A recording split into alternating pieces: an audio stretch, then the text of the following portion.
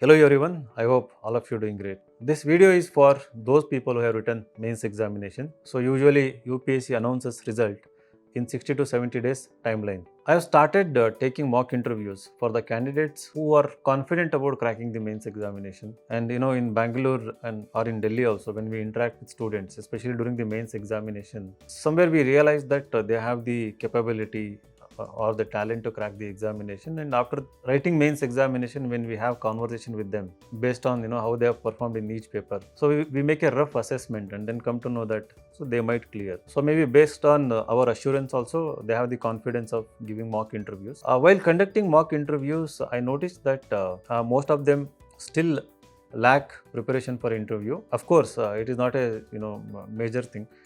We have noticed, and it has been a trend that most of the aspirants don't prepare for the interview during the UPSC preparation.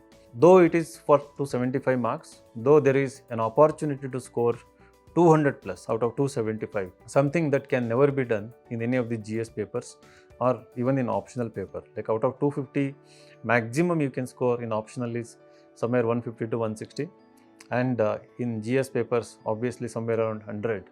And essay, of course, there is a chance of scoring 140, 150. But in the interview, if you can do well in those 20 to 30 minutes, you have an opportunity to score 200 plus, and then thereby ensuring a guaranteed rank for yourself, right? Knowing this truth, for some reasons, the interview is kind of sidelined and sidestepped, and it is ignored, and candidates are indifferent towards it. That bothers me, because irrespective of how well you have done in the mains examination, you may be just above the cutoff. You may be somewhere in the 850 to 900 range, but doing well in the interview guarantees IAS, IPS or Indian Foreign Service. The reason I'm making this video is that please start taking interview preparation very seriously. So if you're somebody who is going to write exam in 25 or 26, ensure that you do practice certain hobbies, have extracurricular activities or something like that, and strong reading habit, strong newspaper reading habit, and critical thinking. If possible, writing activities is a must. So if you have written mains this year and still waiting for the result, and during this interim period, if you are focusing on optional notes or writing practice or enriching your GS notes, I think you are doing something wrong. I understand, based on your experience in mains examination, you feel that you need to focus more on optional or SAR GS papers. That I really understand. But the thing is, the interview, I don't think you can start seriously preparing after the result, because if you haven't decided completely what are your hobbies and achievements and the leadership things, sports and interests. So that column is very important, and some of you may be in confusion regarding how to fill that employment gap also, right? What to fill there, and you may be finding out. The thing is, you may be wasting your time figuring out what to fill, right? And then there is so much to prepare about them. See, any word that figures in DAF, on that you have to go deeper. There must be in-depth preparation on that. So assume that under hobbies or interest, you are going to mention something related to artificial intelligence or geopolitics, or something related to development economics or travel, or something related to culture. You must start taking that particular interest and hobby very seriously.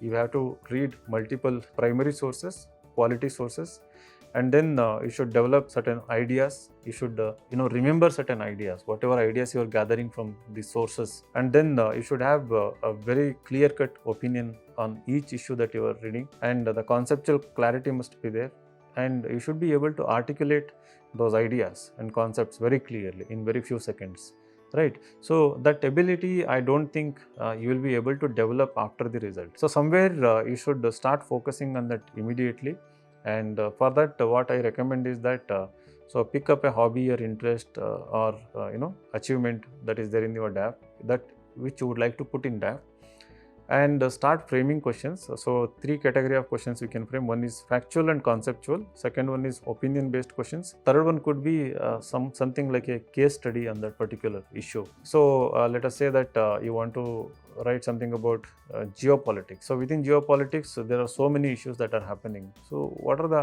the facts and concepts that you can remember? So opinion based questions.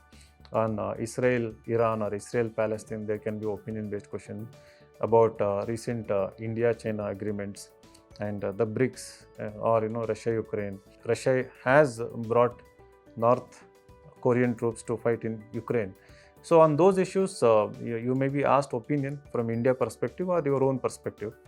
And thirdly, if you're put in a role like a national security advisor or a foreign secretary or a diplomat, so in that role, how are you going to resolve? For example, in the Canada issue, so if you are put in a role, right, how are you going to address that particular issue? So you have to think, from basics to application level of all the concepts and in-depth understanding that you have gained about these issues. Most of the people keep thinking in their head, and it has to come out. You have to articulate that very effectively. That effective communication can engage anyone sitting in the room, anyone listening to your answer is very important in interview, because your answer must evoke intellectual curiosity in the listener, and they want to dig further. They want to know more about what you know more about these issues. So such kind of quality always gets 200 plus. If you are weak in language, you have to work on the language. If your English is not fluent, you have to work on the fluency. And of course, they don't expect you to speak in a flowery language filled with jargons, but a clear communication using simple words. But everything requires practice. So you can do group discussion. You can have group of 2 to 3 people and start discussing about these issues. So you can do one-on-one mocks in your rooms, libraries, using your friends. And if you're studying from home, maybe you can ask your sibling or your parents to do the task. You can register for the mock interview with me also. So I'm going to do one-on-one mocks. I've actually started doing one-on-one mocks both online and offline. We can figure out where you can improve, what are the areas that you should focus, and if you are still confused with the DAF, what to fill in the DAF. Take interview seriously, because without scoring good marks in the interview, it is becoming impossible to get a rank in this examination. Wish you all the best. Thank you.